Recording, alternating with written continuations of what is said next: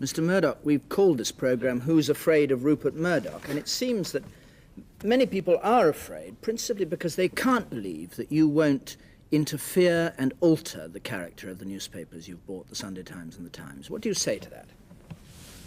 Well, I certainly didn't buy them to change them, and I certainly wouldn't change the Sunday Times, which is made a great name for itself, and I think we can just take it on to better things. The Times, of course, it'll depend on the new editor, what happens. Well, what way would you like to change it, the Times? Oh, I'd just like to see it get better, appeal to perhaps a younger audience. But that's something that'll have to be discussed with the new editor when he's appointed. Well, somebody like yourself, as was said in the film, with a powerful personality and liking intervention, it will be very difficult, won't it, for you not to get involved directly in the stories that are in the paper and the way it's written, the headlines, and all the details that actually make up what a newspaper is? Oh, extremely difficult. And if I see things in the paper which I think are incorrect, I'll certainly point it out and say, so-and-so made a mistake here, or this wasn't as good a report as was in the opposition newspapers. I certainly have the right to insist on excellence.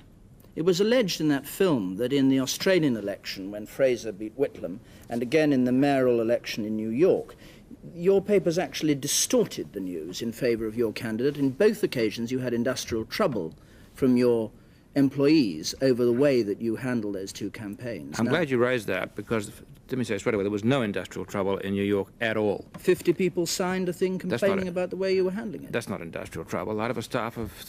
132? No, it's 300. There's a much bigger staff than 132. But at the time, I think it was 132. No. Well, that was the figure that we had. But anyway. Well, I'm sorry. All right, 50 people. Never mind. Let's go back to the situation in Australia, because that was a very controversial time in Australia and a time of great hot tempers. We, in fact, had trouble with a number of left-wing journalists because we took their distortions out of their stories. They kept writing stories about Whitlam, quote, bestriding the nation like a giant. And, of course, the editor would take his blue pencil out and cut it out and try and cool it. It was a time of great excitement. We were not the only newspaper saying that the government should change. What had happened, though, we'd been the only paper that had supported Labor the previous election. And there was great resentment because they felt, deserted the Whitlam cause. It was your decision? Well, I think yes, but it was unanimous amongst the editors and the directors and everybody.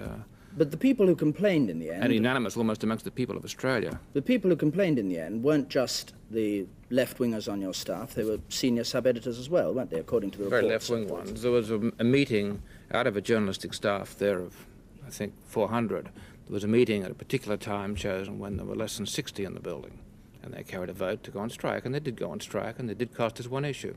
What do you do? And you saw the sort of people on the street there in that film, all carrying their red flags and, rent-a-picket stuff. What do you do if you find... No, we did not distort anything in that election. Now, as for the New York election, I've measured the space we gave to Ed Koch, and he got less space throughout that election than his main opponent, Mario Cuomo, and he got less favourable pictures than Mr. and Mrs. Cuomo. People get very paranoid about these things. And, some of these elitist New York journalists, I hate to see you back a winner, like that fellow you had on Manhood or whatever. I don't think he's ever worked in a newspaper, but he talks about his journalistic colleagues. Well, he's from the Columbia School of Journalism. He's the editor of the Soho News, your rival paper against the Village Voice. He's the editor of the... And now of the Soho News. Oh, well, I beg your pardon. He is a working journalist. I wouldn't call that journalism. That's a 9,000 circulation a week little rag, put out by the Daily Mail, actually. The point about that is they keep asking me back to lecture there every year, so it can't be too bad. You said in that film that an editor... Excuse me, just saying, I think some of these Americans, really, they hate to see someone communicating with the masses. They feel that newspapers, the written word is not for the masses. That should be left to television, or perhaps to nobody. But there's a great sort of elitism in American journalism, which is killing the newspapers there. But then you're now taking over two elitist papers in this country. Do different standards apply there? No, we have two elitist newspapers. It's fine to have newspapers.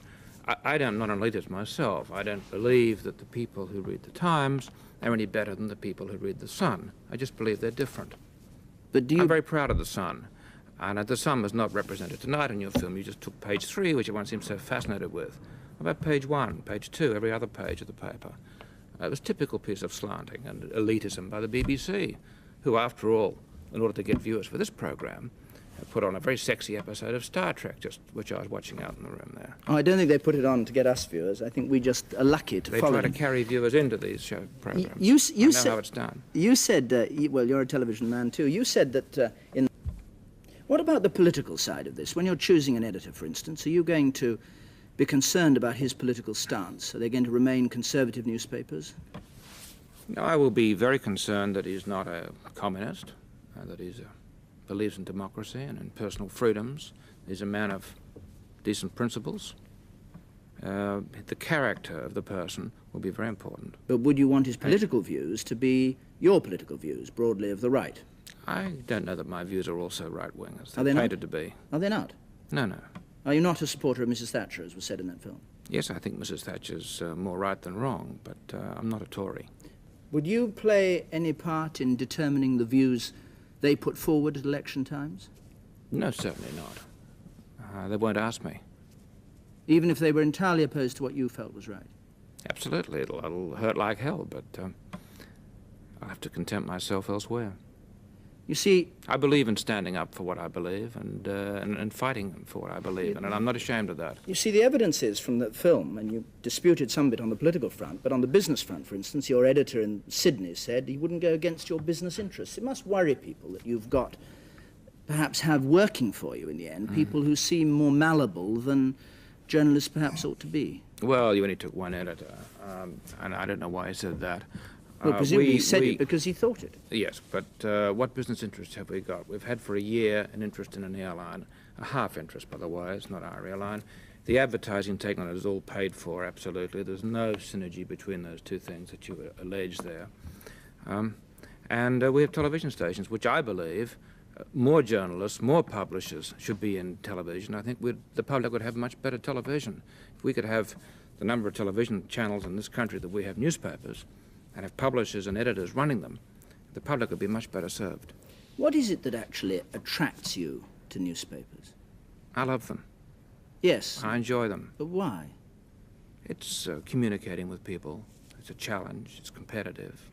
There's many elements in it that I find most stimulating. It's communicating with people. Yes. But you say you say you're not going to get involved in what's said in your newspapers. You're not going to be communicating. You're just going to run the business side of it.